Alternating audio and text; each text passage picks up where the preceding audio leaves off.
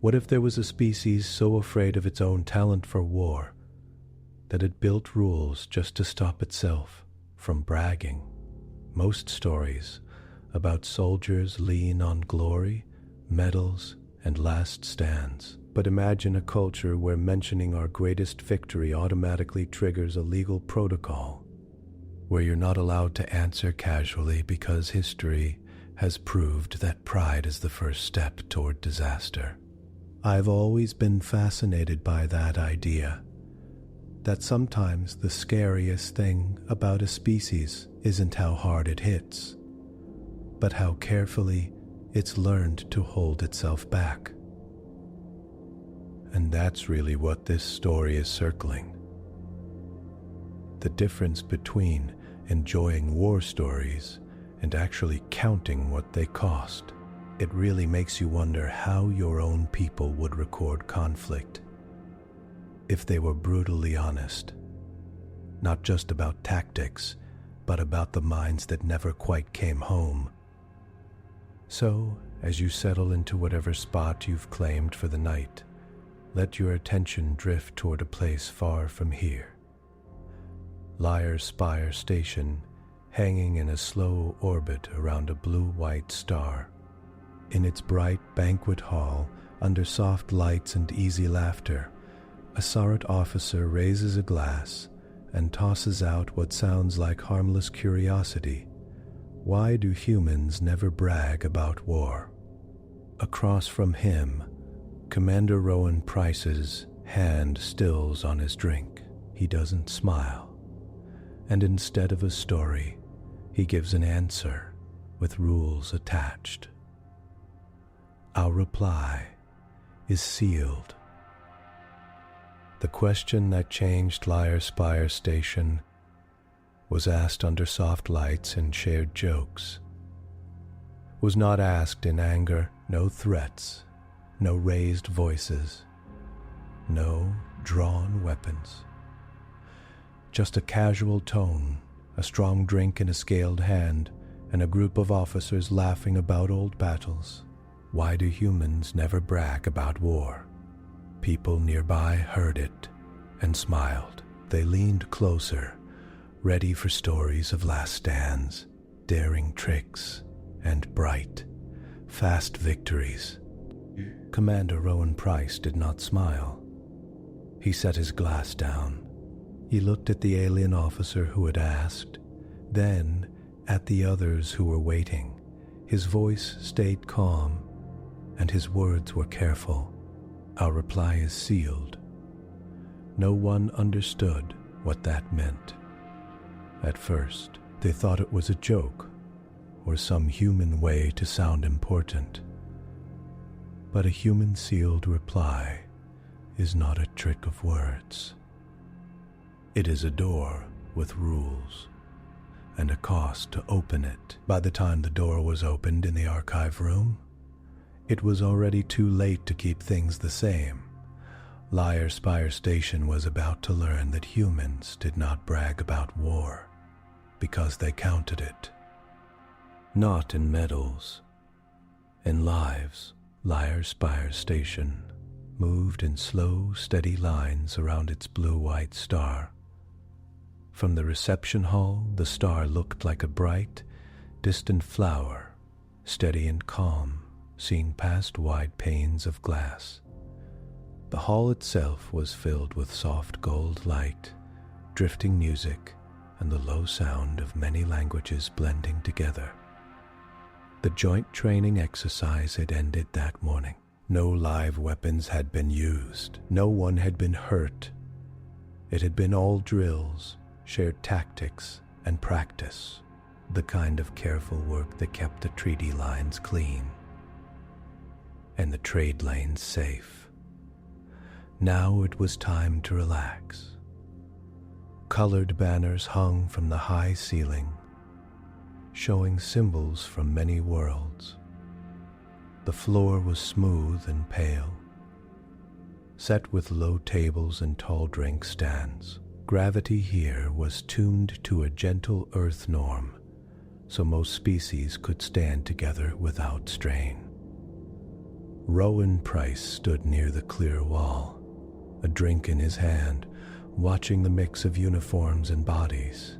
He saw feathered shoulders, plated necks, glimmering skin, and the soft gray robes of the Arun. The air smelled faintly of spice, ozone, and something bright and sweet from the dessert tables.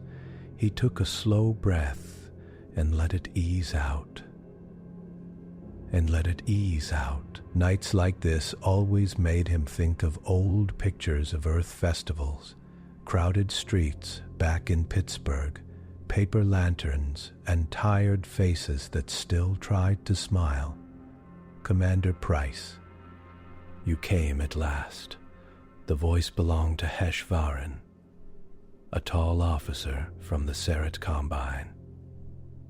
Hesh's body was thick with scaled muscle, and thin plates along his arms flashed in shades of deep blue and bronze. His teeth were sharp, and he liked to show them when he grinned. Rowan turned, his dark uniform catching the light.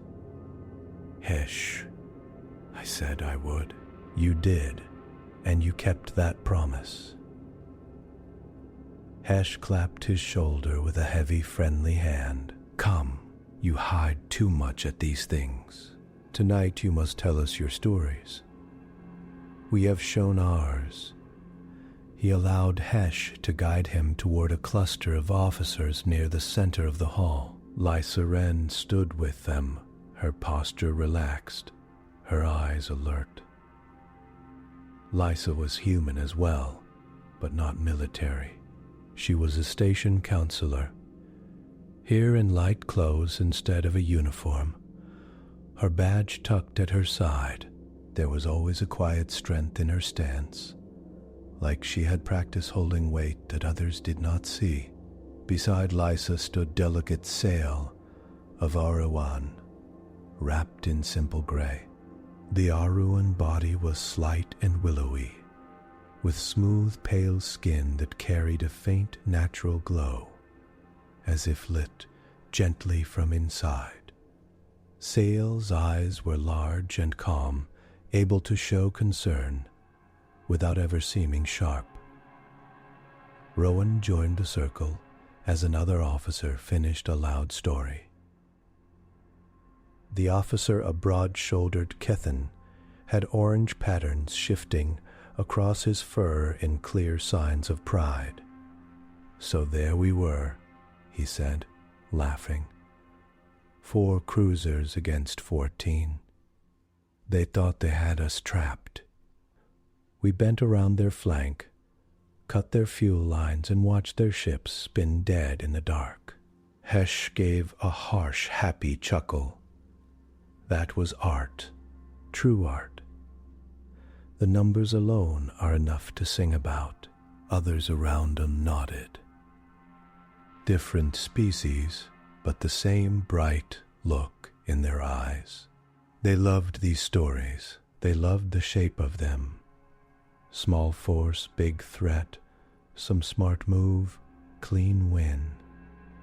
They sipped their drinks and asked for more. Lysa's gaze flicked to Rowan for a second. She saw the way his jaw set.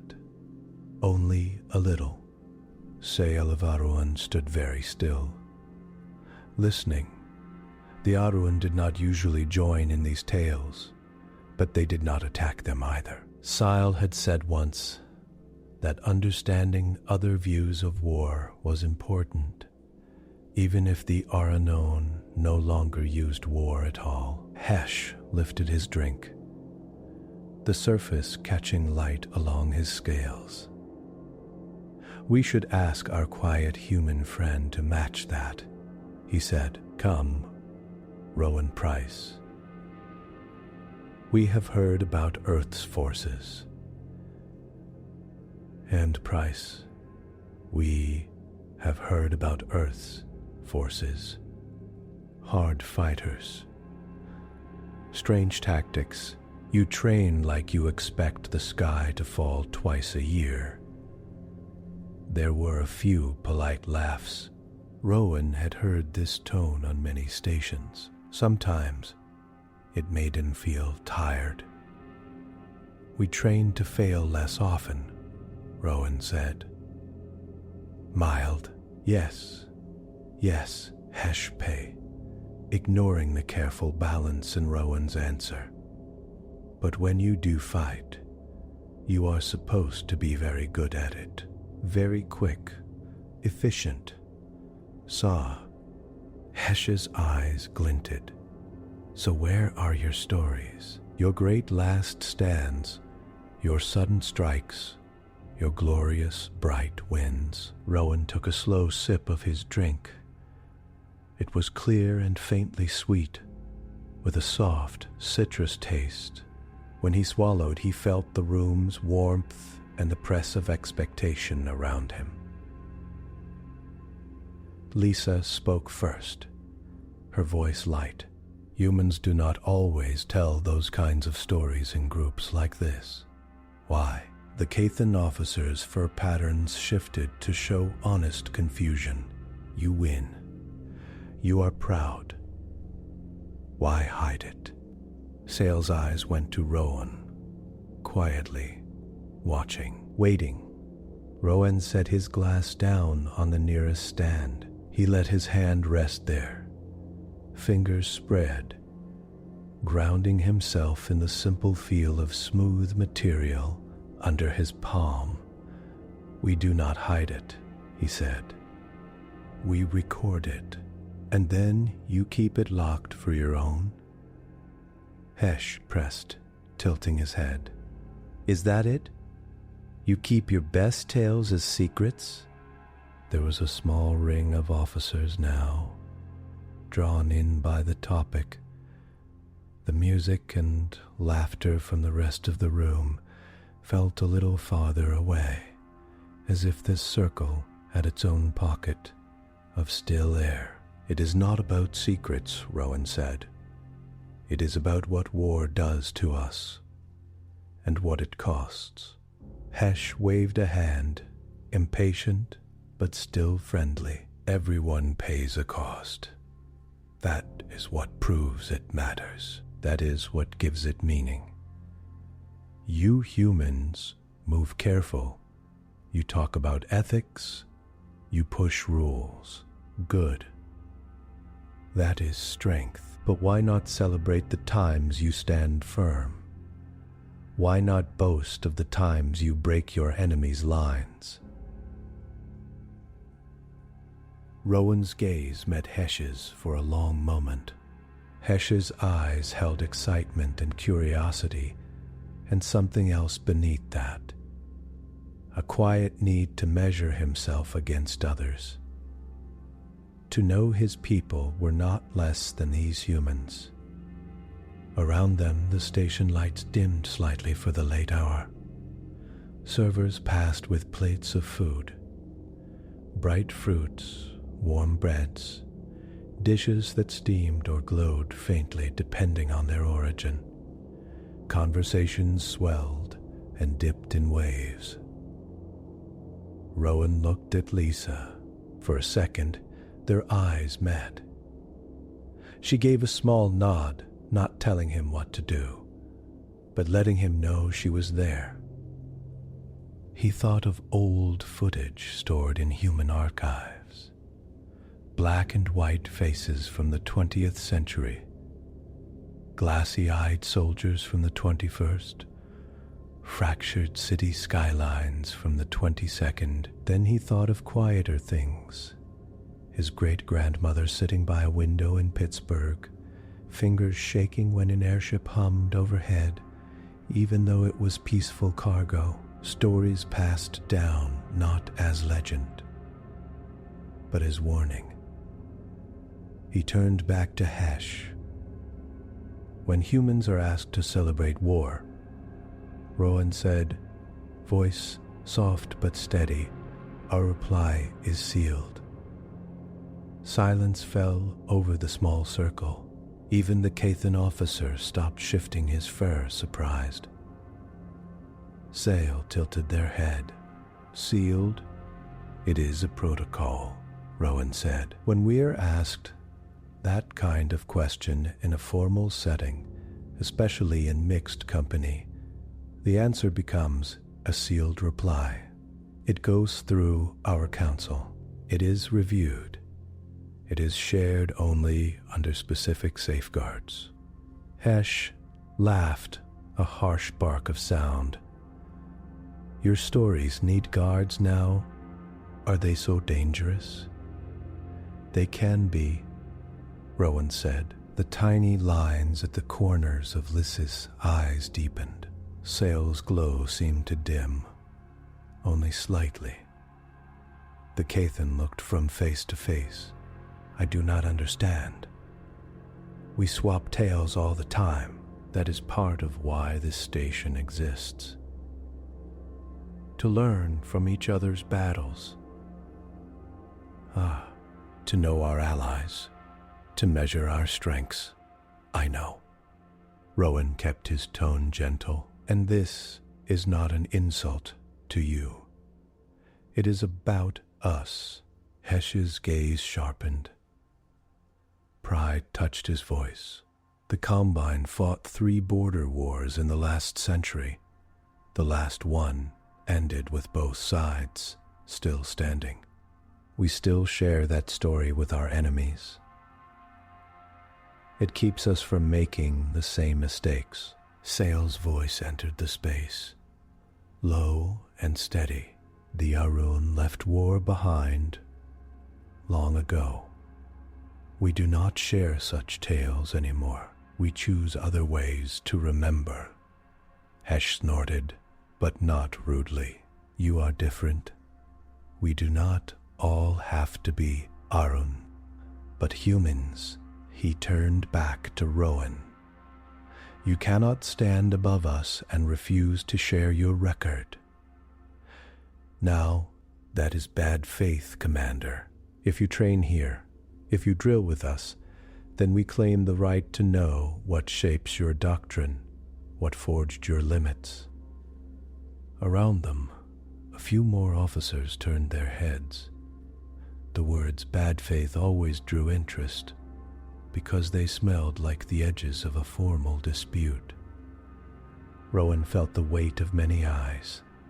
He also felt something else, deep in his chest, the familiar worry that this would be taken as arrogance or as some kind of game. Our sealed reply is not a game, he said quietly. It is the opposite of a boast. It is a record of harm. Human war history is not a song we sing to feel strong. It is an account we keep so we do not forget what we are capable of and what it does to us. Lysa watched him, her face open but firm. She knew this ground. She had seen other humans walk it. Hesh folded his scaled arms. Then let us see this account. Let the council request it. And let us judge for ourselves. If you claim to fight with restraint and rules, show us what price you pay. Show us why you are so quiet about it. There it was, the shift from casual talk to formality. A request spoken in a specific way, in earshot of other ranking officers. Custom required a reply. Rowan took another breath. Behind them, the star shone steady in the dark. He felt the weight of Earth's years, like a soft hand between his shoulder blades. I cannot release such a file by myself, Rowan said, but I can note this as an official request. The Interstellar Council can decide the clearance and the frame, if they approve. You will get your answer. Hesh's teeth showed. Good. I look forward to seeing what your people call harm. Sail's eyes closed for a moment as if bracing. When they opened again, they met Rowan's gaze. There was no anger there. Lysa stepped in with a light tone, easing the thick air. Until then, we still have dessert, she said, and music. We can share lighter stories. Not every lesson has to be taught in a single night. The tension thinned, if not fully gone. Hesh accepted a fresh drink.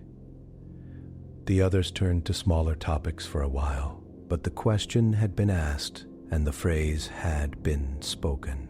Our reply is sealed. By morning, the request had passed through proper channels. The Interstellar Council, curious and sure of their own calm, flagged it for review.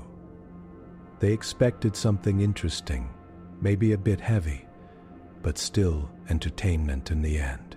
What they got instead waited in the quiet depths of the archive wing, behind a door that did not open without warning signs, consent forms, and a human set to watch. The archive wing of Lyre Spire Station curled away from the busy central halls like a quiet, bright cave. It was carved in clean lines and soft curves, walls pale and faintly reflective, set with long bands of light that never flickered.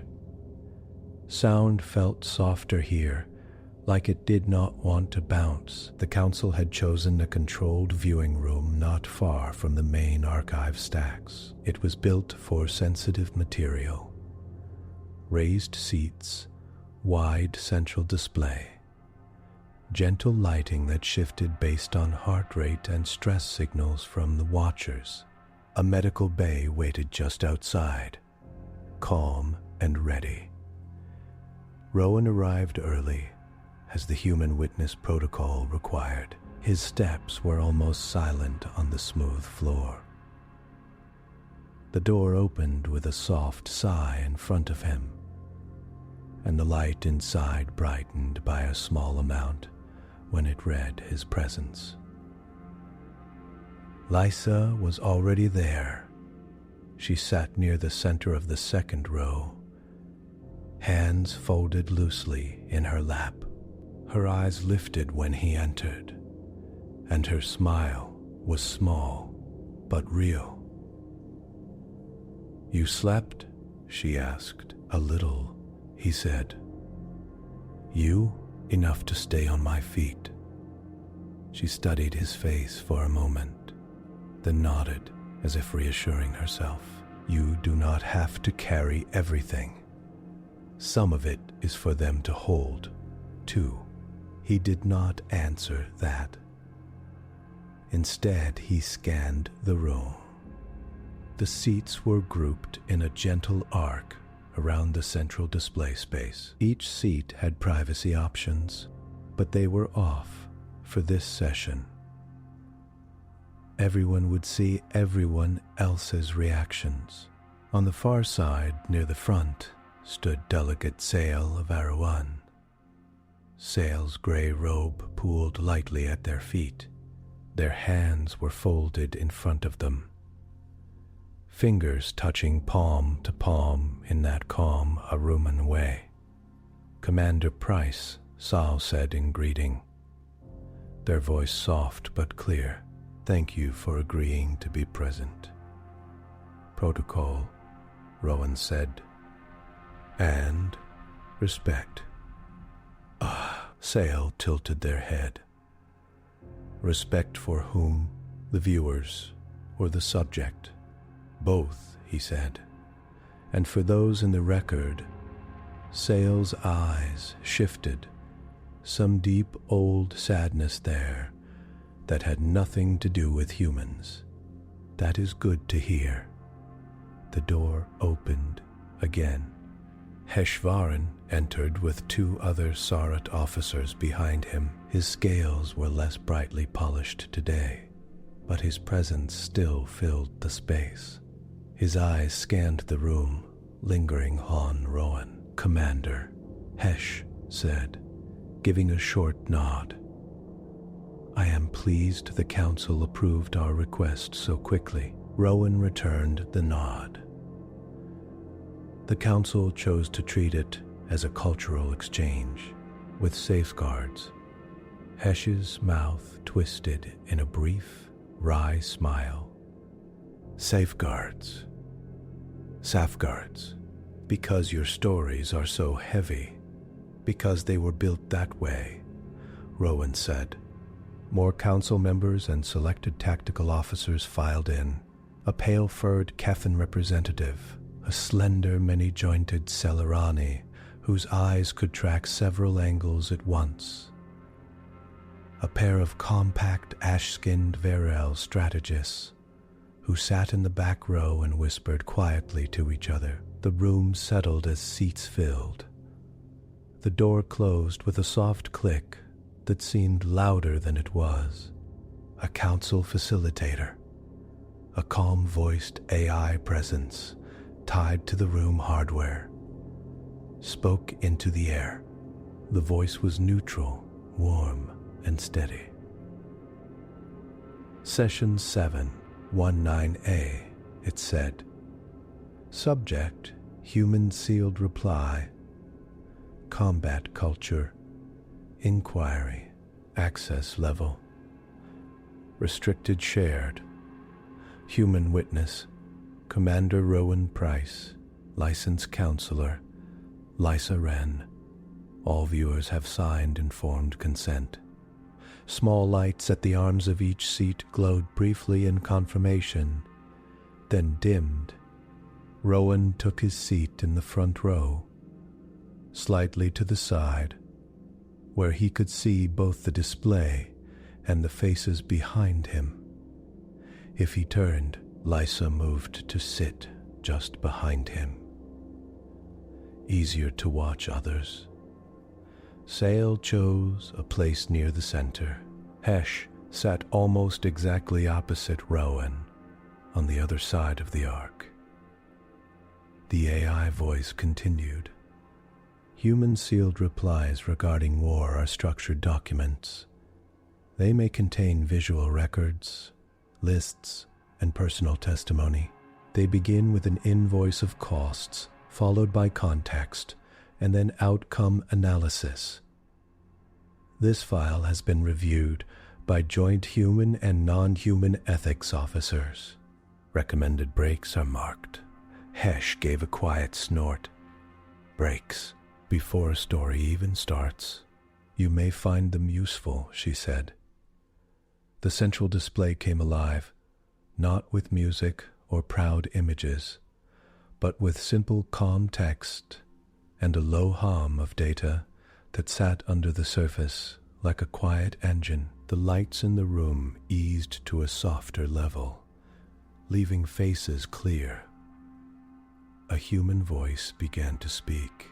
It carried no drama, no sharp turns. It sounded like someone reading an accounting report at the end of a long day. Sealed reply. War record, segment 1422, B classification. Public restricted. Title, invoice of costs. Conflict region. Terran Outer Belt incursions. Years 2439, 2443. Rowan folded his hands together, fingers pressing lightly. He knew this segment. All human officers did. It was one of the standard examples, chosen not for how extreme it was, but for how common it had been. On the display, no glorious battle scenes played, no heroic angles. Instead, calm text began to appear in steady columns, while the voice read, Total confirmed human fatalities, 18,204. Total confirmed non-human fatalities, 27,911. Total missing, presumed dead, 3,479. The numbers kept coming. Injury counts, broken down by type, loss of limb, loss of sight, chronic pain. Exposure injuries in vacuum. Brain trauma, recorded acute stress reactions during conflict, 72,305. Long-term diagnosed trauma disorders within 10 years, 31,992. Reported moral injury reports filed, 8,113. The words moral injury brought a soft stir from some seats. A few officers glanced at each other. Hesch's brow ridges pulled slightly inward. The display shifted to show soft outlines of bodies, with shaded areas marking common injuries, but everything stayed calm and cool. No sound of gunfire, no screams, no cheering, only the steady level voice and the quiet update of counters.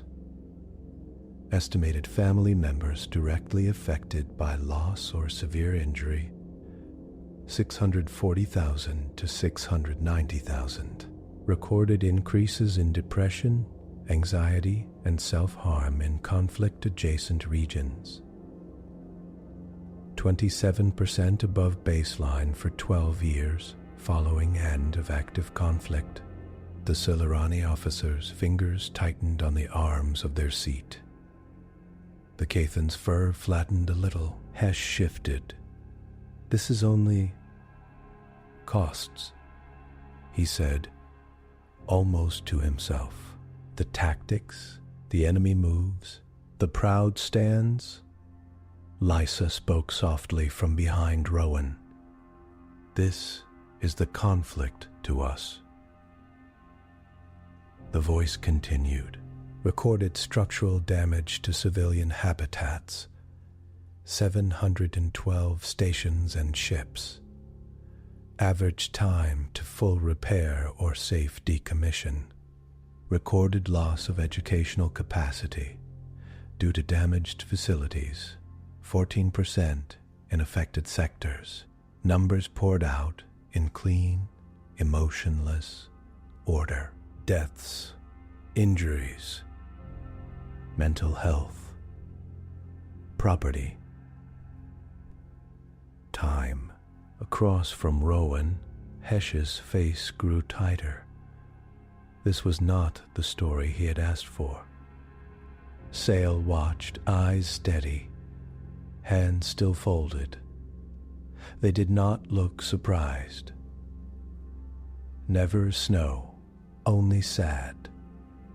The room AI dimmed the lights even more, sensing rising tension in heart rates. The central display softened its colors. The human voice went on. End of initial invoice of costs summary. Detailed breakdowns are available per category. Proceeding now to names segment A. The text on the display cleared. New text appeared. A list in calm, even lines. Anand Patel, age 23. Civilian, engineer. Decompression injuries, fatal. Survived by spouse Meera Patel, age 24. And child Raj Patel, age 2. Louis Okafor, age 31. Non-combat transport pilot. Missile strike, fatal. Recorded 3 close friends, testimony. Attached. Meera Tan, age 19, habitat maintenance. Structural collapse, fatal. Survived by parents Maria and Chen Tan. Rowan felt his throat tighten, even though he knew these names. They were rotated and chosen from a much larger list. But the structure stayed the same. Every sealed reply about war had a name segment, sometimes more than one. The list rolled on. "Do you do this for every conflict?" The question came from a Varro strategist. At the back, voice strained. Rowan answered without turning. "Yes, as fully as we can." "You list them individually?" The Vero pressed. Even when the totals are in the millions, we try, Rowan said. If we have records, we record them. If we do not know a name, we still record that there was a life there, and that we failed to keep it safe. On the display, the name segment kept moving. Sometimes it paused for a line of simple descriptive text, personalized. Subject Anand Patel enjoyed singing in Ziroga, the voice read. Subject Louis Okafor donated supplies regularly to post-disaster aid funds. Subject Miratan wanted to visit Old Earth's mountains. You add their hopes, they said quietly. We try, Rowan said again. So they are not only numbers. Hesh let out a slow breath. Where is the battle? He asked. Where is the part where they did something worthy, where they proved their skill? Lissa's voice stayed gentle. You are looking for a stage. Humans tried that for a long time. It did not end well for us. But wars where strength is shown, Hesh insisted. That is how we know who stands beside us without fear. Rowan finally turned to face him, the list of names still flowing in the background like a soft river. Strength is also shown in how long we carry the weight after, Rowan said. That is what this is, not a story. A ledger. Hesh's jaw worked. His scales along the neck rose and fell with deeper breaths. This is accounting. His tone held both scorn and something like worry, only blame and loss. There is responsibility, Sile said quietly from the center. Responsibility is a kind of honor, Hesh Farron. The human voice at the front finally changed tone. Just a little. End of names, segment A. It said, this segment contains 2,000 entries. Full record includes 18,204 individual entries for human fatalities alone. Viewing full list is estimated to take 9 hours at this pace. The room AI chimed softly. Recommended mental health breakpoint reached. Does the assembly wish to pause? Silence held the room for a heartbeat. The Kethan representative cleared their throat. I would like to hear more context, they said. Not yet. A break. But perhaps move forward? Hesh folded his hands tightly. Forward. Yes. Show us something beyond lists. Show us the fight itself. Rowan let his gaze go back to the central space. His stomach felt heavy. He knew what was coming next, the calm narration that had kept many humans awake at night. The first time they heard it, the AI accepted the group's choice. The display shifted to simple diagrams of star positions and ship routes. The human voice began again with the same steady tone. Context segment. Terran Outer Belt incursions. 2439-2443. Trigger events. Trade route disputes. Resource claims. Treaty. Misunderstandings. Initial failure points. Lack of clear shared language for property rights. Poor translation of warning signals. As the narration went on, viewers saw not blazing glory, but a slow chain of tiny errors. Bad translations, pride at the wrong time. Unclear rules of engagement. Every diagram stayed clean. Arrows, paths, points of light moving in gentle curves. No bright animations, no music. This is dull, protested a young tactical officer from the back. These are just mistakes. Where is the heart of the fight? This is the heart, Lysa said. Not the shooting. The thinking before the shooting, or not thinking enough. The narration described how a patrol had misread a mining rig's defense system as an attack. How a flare meant as a warning had been taken as an insult. How small skirmishes had pulled in larger fleets. Every step took lives, and every life went into the invoice. Slowly, the room grew quieter still. No one shifted in their seats now. Even Hesh's eyes narrowed in real focus, not just in search of glory. This was not what he knew of war. War here was not a show. It was an accident that refused to stop. As the context segment reached its end, the human voice concluded, summary, conflict escalated due to a chain of avoidable failures.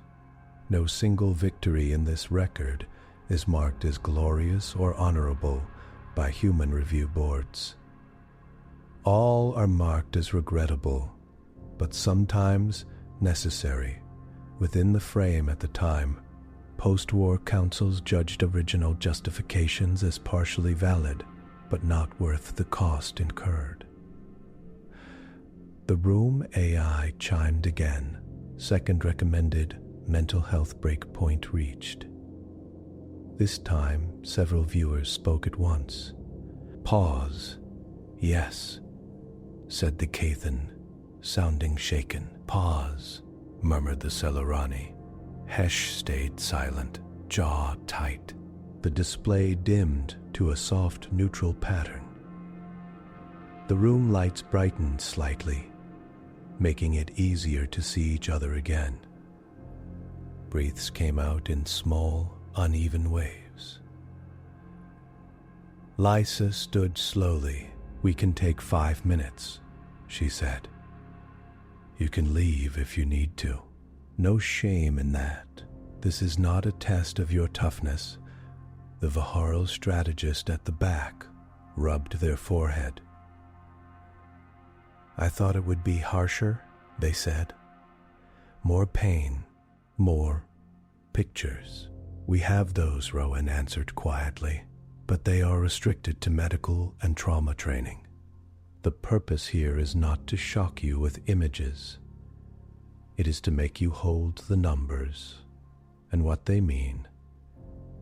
Hesh finally let out a long breath. Numbers and names, he said. Always more names, but still no glory. Sale's gaze softened. No glory, they agreed. That is the point, Heshvaran. Hesh looked at Rowan across the curve of seats. There was confusion in his eyes, and also a thin line of stubbornness. You fear your own pride so much, he said slowly. You have built a prison for your stories. Rowan met his gaze, without anger. No, he said, not a prison. A balance. You asked why humans do not boast about war. This is the answer starting to form. We do not boast because every time we try, we see this instead. He gestured gently toward the quiet display, still waiting to continue. This is only the beginning, Rowan said. After the invoice, our records move into what happens after. How long it takes to heal, how far the damage travels through families, jobs, worlds, and then the sea, no ships, worlds, and then how we try to stop ourselves from letting this happen again. Lysa watched the officers carefully, measuring their faces, their shoulders, the tightness in their hands. She saw early denial flicker through a few of them. Little thoughts like, "It is not that bad," or "Our wars are cleaner," or "Humans are too dramatic." She knew those thoughts. She had heard them from humans, too. The session was only in its first stages, but already the air in the archive room felt heavier, not with threat, but with something else. The slow weight of a new idea settling in. War, as humans showed it, was not a theater for honor. It was a bill, and the galaxy would have to decide what to do with that knowledge. The room stayed dim for a while, holding its breath. Some officers stretched their hands, shook out their shoulders, or sipped water. A few stared at the blank display as if it might light up without warning. No one laughed. The easy tone from the banquet was gone. Rowan stayed in his seat, breathing slow. His heart rate, shown only to the room, AI, and Lysa, was a little high but steady. He had seen this before. He knew what came next. Lysa moved along the row, checking faces. She did not touch anyone, but she let her presence be clear. If someone met her eyes, she gave a small nod that said, "You are not alone in this." Heshvarin stood up for a moment, then sat back down hard, as if he had changed his mind halfway. "This is nothing but math," he said, voice rough. "Cold counts. You say it shows the heart, but it does not beat. Where is the play, the feeling the way you carry this?" Rowan turned his head. Slightly, the AI chimed softly. "Session may resume when the assembly is ready. Remaining content. After section, followed by limiter's overview. Estimated total time, 73 minutes. Recommended, at least one more short break." The Cathan representative ran a hand down their fur, flattening, and then lifting it again. "Let us continue," they said. "I want to see what comes after your numbers." "Resume," Sale said quietly. "Please." Hesh gave a short nod. "Resume." The central display brightened again. Soft and clear, the human voice returned. The same calm tone, but the words were different now. After section, human recovery and post-conflict effects. Time frame, years, 2443, 2465, following the Terran Outer Belt incursions. Instead of diagrams of ships and routes, the view shifted to still images and short, muted clips. They were not sharp, violent scenes. They were simple, steady views. A wide shot of a broken habitat corridor, its walls sealed with temporary plating, plants in floating pots tied down with rough straps. People moved slowly past the camera, carrying boxes, patching leaks, guiding children. Average repair time for damaged civilian structures, 9.3 years, the voice said again. Average time for affected communities to report a return to pre-war levels of trust in local systems, 17.8 years. The image changed. A small classroom, rebuilt from modular panels, with children in mixed uniforms. Some wore the colors of the old outer belt, some the shared blue and white of the joint council that came after. A teacher stood at the front, pointing at a simple star map. Recorded changes in education focus. The voice went on. Increased teaching on conflict de-escalation, cross-species law, and trauma awareness. Decreased time spent on battle history as a source of pride. Increased time spent on battle history as a source of caution. The Silurani officer leaned forward. Elbows on knees. You teach your children early, they said softly. We have to, Rowan answered. They grow up hearing pieces anyway. Better that the frame is clear. Hesh watched, eyes narrowed. Your children are taught these numbers. These warnings signal they are taught that every war makes waves. Lysa said, waves that last longer than any battle. The display shifted again. A small clinic room, quiet and clean. A human sat on a chair, hands twisting in their lap. Their eyes were red. A counselor, marked by a simple badge, sat across from them. No sound came from the people in the clip. The only voice was the narrator. Recorded trauma counseling sessions in affected regions, first 10 years after conflict, 1,203,441. It read, common symptoms: intrusive memories, hypervigilance, emotional numbness, nightmares, guilt. Long-term support programs extended beyond initial 10-year plan by a further 15 years. A graph appeared, rising and falling slowly over time. Rates of depression, anxiety, family stress. They went up sharply in the years after the war, then dropped, but did not return fully to their old baseline. This is not only soldiers, Sal said quietly. Most here are civilians. Yes, Rowan said. That is the point. Combat is not a closed space. It leaks. The voice shifted to a slightly different section. Moral injury reports. It said, filed by combat and support personnel who felt they had violated their own values during conflict.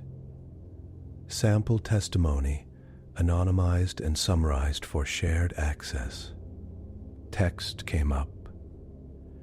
Short lines, clear and simple.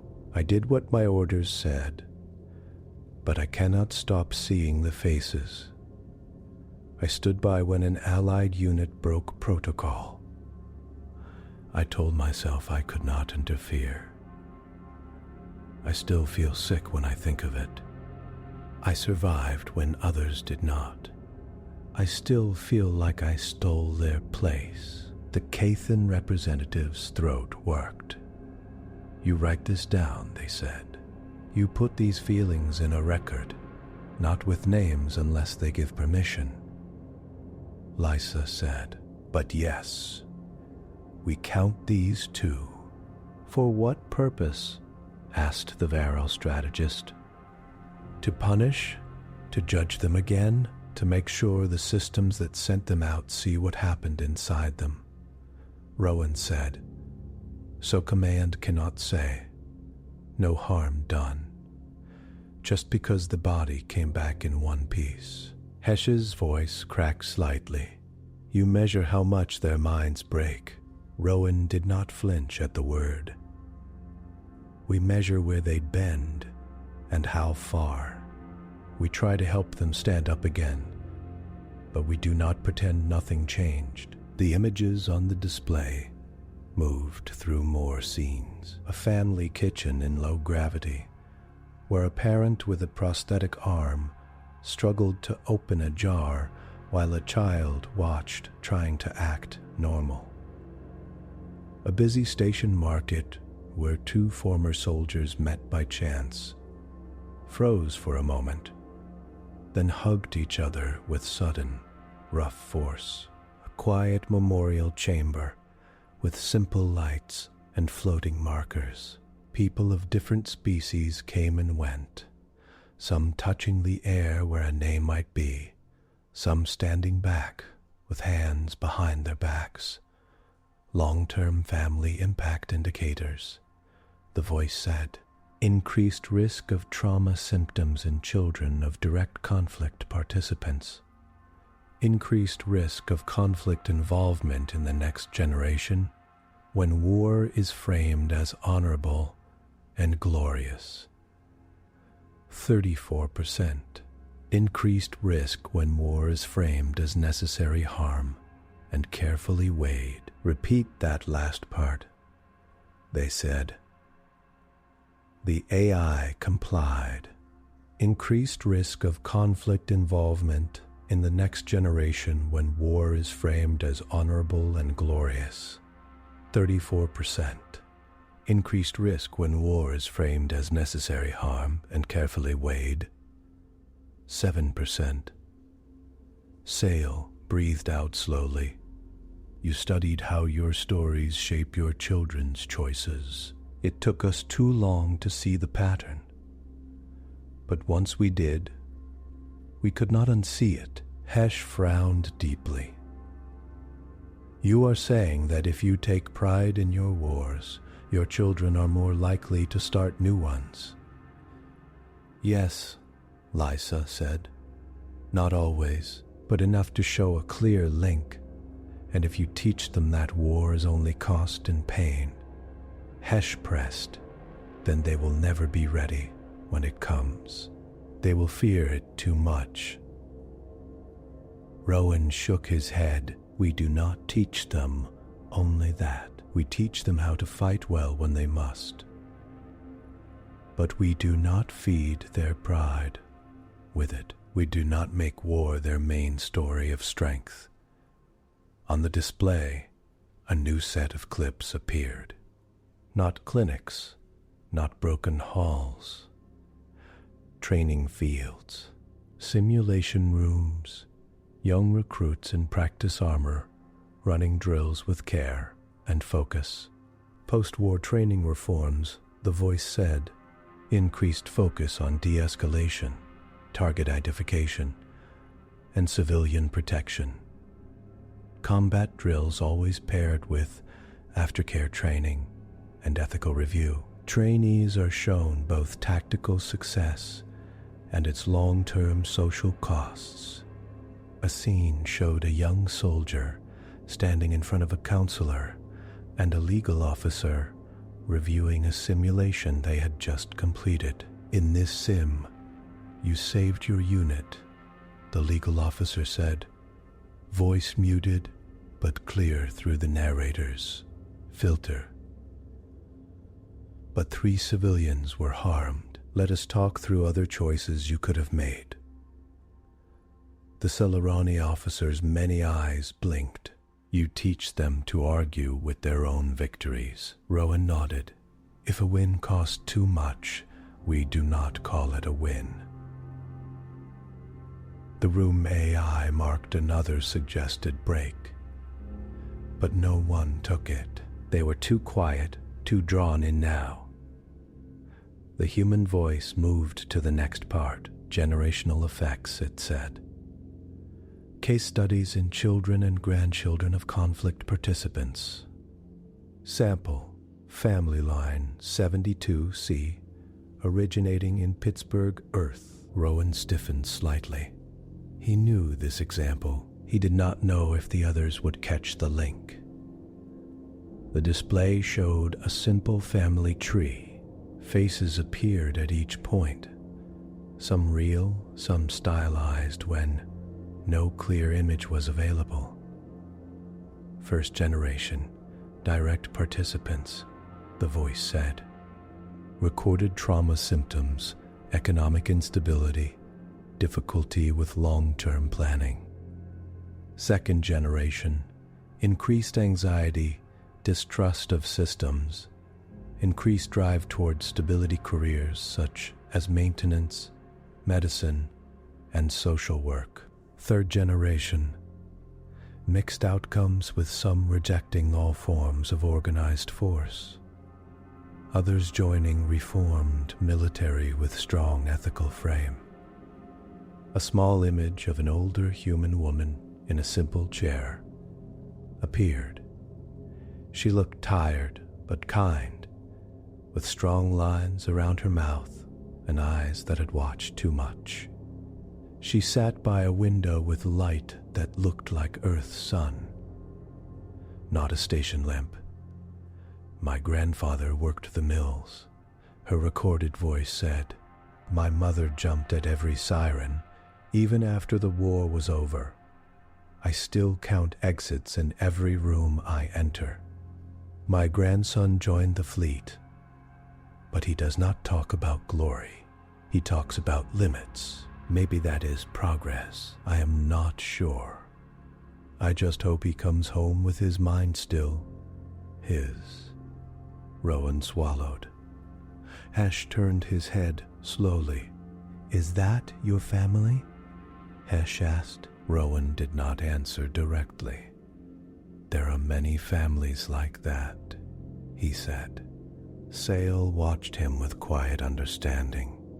Lysa placed a hand lightly on the back of Rowan's chair. The touch was brief, not meant to draw attention. Only to say, "I see you." The after section went on for several more minutes. It showed statistics about job loss after war, shifts in art and music, the way whole communities changed. Some days that had once been used to celebrate famous battles were now used to hold quiet community service events or to sit in silence.